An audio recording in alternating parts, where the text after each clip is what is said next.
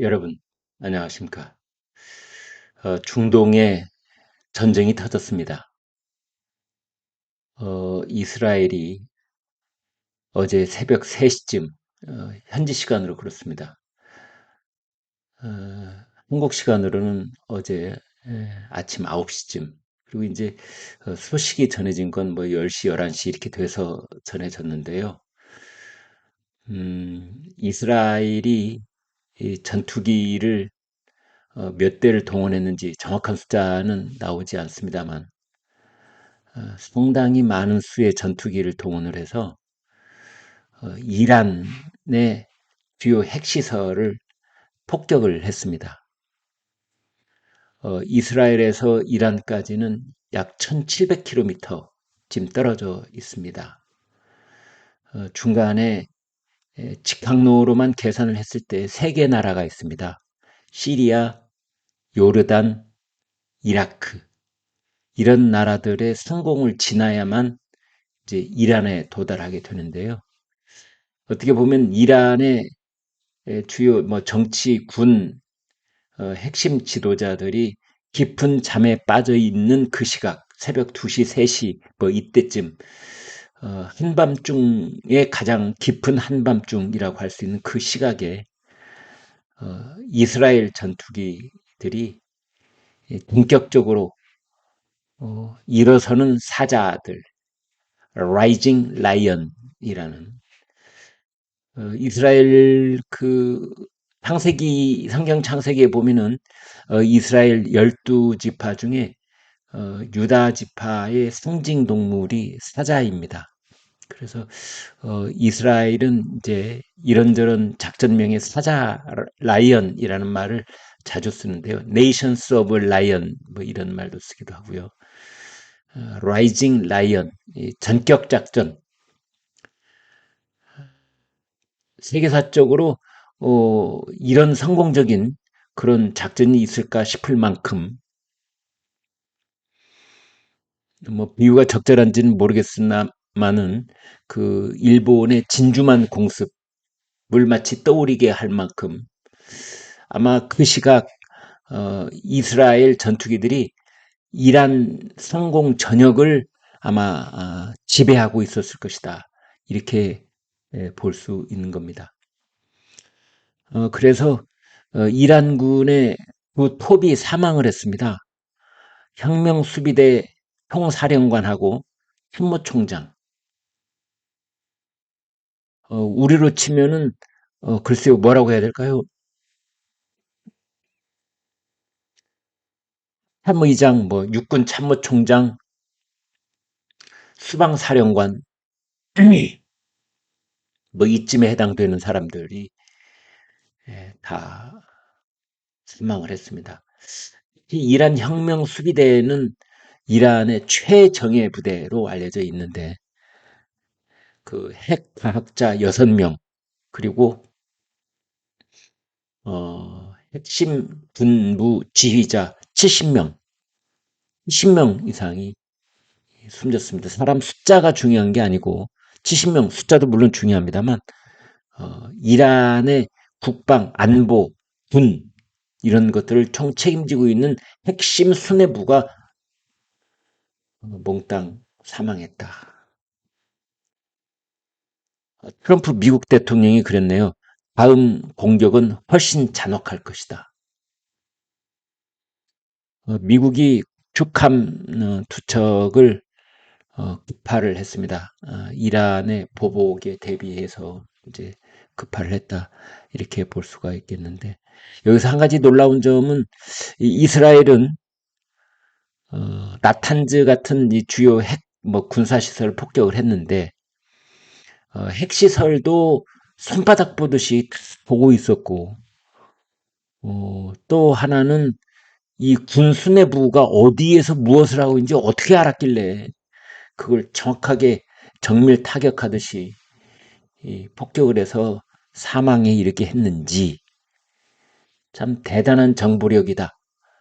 이스라엘의 그 모사드의 그 대단한 정보력, 이란 내부, 이란 군부 이란 핵심 지도부 내에 이스라엘의 그 첩보원들이 다 암약하고 있고 또 휴민트들이 정보를 실시간으로 다 제공하고 있기 때문에 그 이스라엘은 이란의 움직임을 다 보고 있었던 것 아니냐.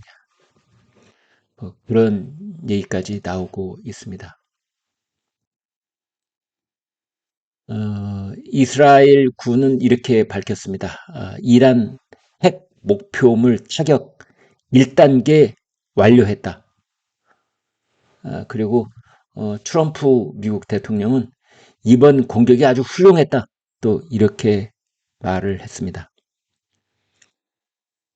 이란에서는 이스라엘 엄청난 고통을 안기겠다 이렇게 보복을 다짐하고 있으면서 동시에 미국도 보복 대상에 포함된다는 그런 말을 시사를 했습니다. 외신이 전하는 바에 따르면 이란의 대응 방식이 달라질 것이다.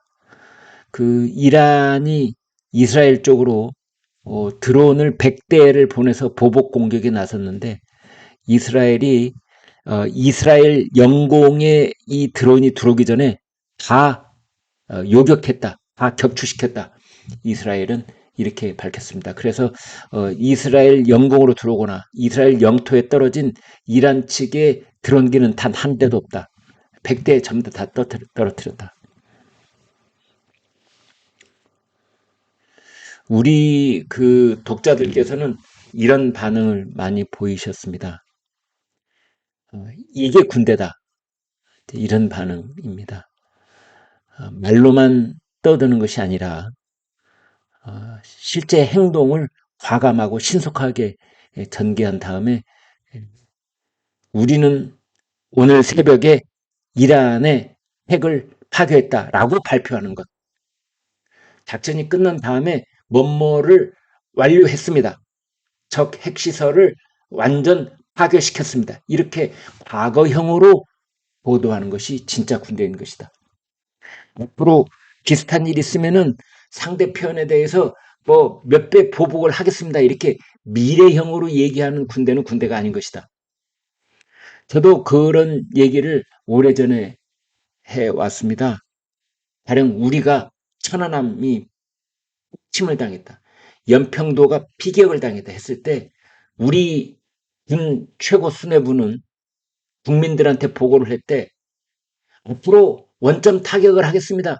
뭐 미래형으로 이렇게 자꾸만 얘기할 것이 아니라 조용히 있다가 전광석화처럼 보복 타격을 원점 타격을 10배 이상 강도 높게 한 다음에 국민한테 보고를 해라. 오늘 새벽 3시에 전광석화와 같은 적의 원점 타격 보복 조치를 완료했습니다. 미래에 대해서 어떻게 하겠다. 이제는 그런 말 쓸데없다. 아무튼 그 이란이 6개월 이내에 핵을 뭐 다시 만들 수 있는 그런 설비를 이미 갖췄다라는 얘기까지 들고 있는 마당에 이란의 현재 핵탄두는 하나도 없습니다만 이스라엘은 무려 1700km, 1600km 세 개의 나라의 영공을 통과를 해서 이란의 핵시설을 타격을 했는데 서울과 평양은 190km밖에 안 떨어져 있습니다. 물론 우리와 이스라엘은 많이 다릅니다. 많이 다르죠. 이스라엘은 핵 보유국이고 우리는 핵 없는 나라고. 이란은 지금 핵을 우라늄 농축을 하고 있을 뿐 핵탄두를 이미 생산한 건 아닌데 뭐 지금 농축된 우라늄으로도 핵탄두를 뭐 6개인가 만들 수 있다고 그렇게 분석은 나오고 있는데 북한은 이미 핵탄두가 60개 이상 있다 뭐 이러잖아요. 그러니까 이스라엘의 전략은 이런 것 같습니다. 이란이 일단 핵을 운성을 하면 그러니까 핵탄두를 보유를 하면 그때는 폭격을 하는 게 매우 더 어마어마하게 민감해지고 더 위험해지고 정말 3차 대전이 일어날 수 있고 이란이 보복 공격으로 핵을 사용할 수 있기 때문에 이란이 핵탄두를 실제 실전 배치하기 전에 핵탄두를 보유하기 전에 때려야 된다. 이제 이런 겁니다. 저희 그 독자들께서는 우리는 항상 이런 질문을 떨치실 수가 없다는 걸 저도 잘 이해를 합니다. 우리는 도대체 이스라엘은 자체적으로 핵을 가지고 있으면서도 주변국 가령 시리아, 뭐 이란 이런 나라들이 핵을 가지고 의미만 보여도 가서 원점 타격을 해가지고 완전히 쑥밭을 만들어 놓는데 우리는 핵이 하나도 없고 북한은 핵탄두가 뭐 50기가 있다느니 100기가 있다느니 뭐 소형 핵탄두로 점점 정교화되고 있다느니 별의별 얘기가 다 있는데 우리는 뭐냐? 우리는 190km밖에 안 떨어져 있고 저쪽은 1700km가 떨어져 있는데도 가서 원점 타격을 하는데 그 심정은 이해를 합니다. 보통 심각한 건 사실은 아닙니다. 아무튼 우리 군 수뇌부도 이스라엘이 펼친 작전을 면밀하게 연구하고 분석하고 작전을 어떻게 세우고 어떤 준비를 해서 어떻게 수행을 했는지 적어도 연구할 필요는 있다. 그런 생각이 듭니다.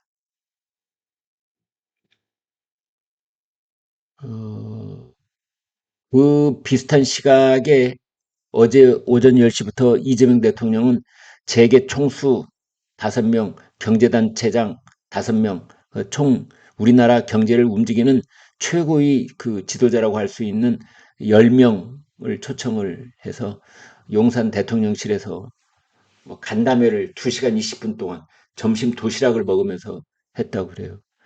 그러면서 그 이재명 대통령이 뭐 주가도 안정돼 있고 마음이 편하다 뭐 이런 말을 했다고 하는데 바로 그 시각에 우리 주식이 꼬꾸라지기 시작했습니다.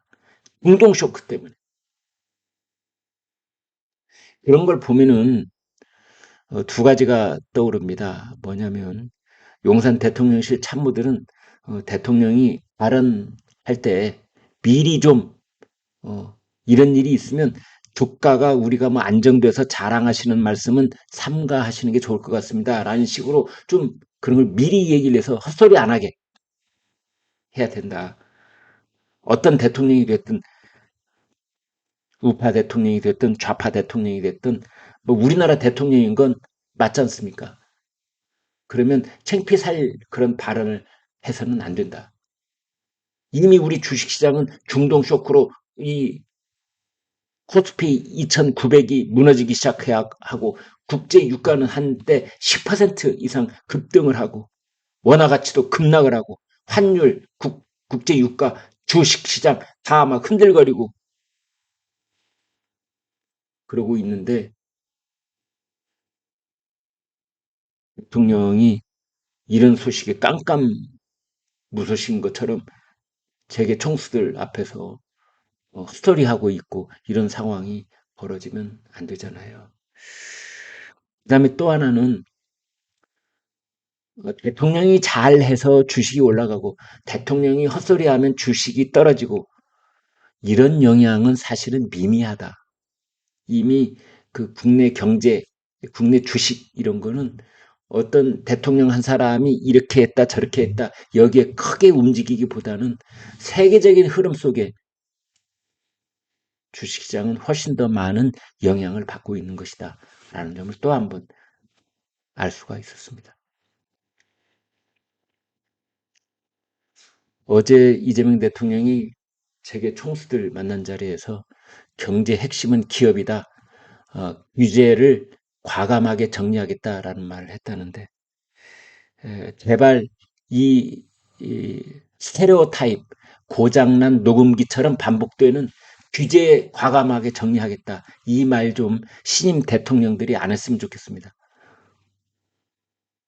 뭐 우파 좌파를 할 것 없이 벌써 앞 대통령 앞 대통령 앞 대통령 앞 대통령 이명박 대통령 때부터 뭐 군부대를 뽑겠다, 어, 뭐를 뽑겠다, 눈엣 가시를 뽑아드리겠다, 뭐 했지만 제대로 된 게 뭐가 있습니까? 이번에도 이재명 대통령 규제 과감하게 정리하겠다. 또 경제 총수들, 재계 총수들 앞에서 다짐을 하고 있지만, 약속을 하고 있지만, 될까요? 이런 말 말고 이것도 역시 과거형으로 보고를 해라. 이미 규제에 들어가 있다. 이미 규제를 뭐뭐뭐를 과감하게 정리를 했다. 규제를 정리하겠다가 아니라 정리했다. 과거형으로 보고하기 바랍니다. 이제 그런 하나만 한 이야기 반복해서 듣고 싶지 않습니다. 재계에서는 한 분이 그랬다고 그래요. 분담회 자주 하자. 인사말로 그랬을 겁니다. 뭐 자주 대통령하고 이런 자리 마주하고 싶지 않을 겁니다. 이재명 대통령이 언제든 폰으로 연락 달라 이런 말을 했다고 그래요. 그런데 노란 봉투법 같은 지금 재계가 가장 그 수건 사업이라고 할 수 있는 가장 큰 민원이라고 할 수 있는 노란 봉투법 같은 뭐 주 52시간제 예외 유연 적용 뭐 이런 것들 대해서 이재명 대통령은 내 철학도 그렇고 국민이 반대한다. 반대하는 국민이 더 많다. 그러면서 이런 지하에 거절했다고 합니다. 아니 이제 과감하게 정리하겠다라는 말은 뭐며 그런 규제에 해당되는 주 52시간제 같은 대표적인 규제가 그런 거잖아요. 그거 풀어달라. 여긴 또 특히 이제 나의 철학도 그렇고 반대하는 국민이 더 많다라고 부정적 반응을 보인 것이 바로 이 상속증여세 개선 건의에 관한 거라고 그래요. 그건 또 별무 반응을 보인 것 같습니다. 네, 여기까지 하겠습니다. 여러분 고맙습니다.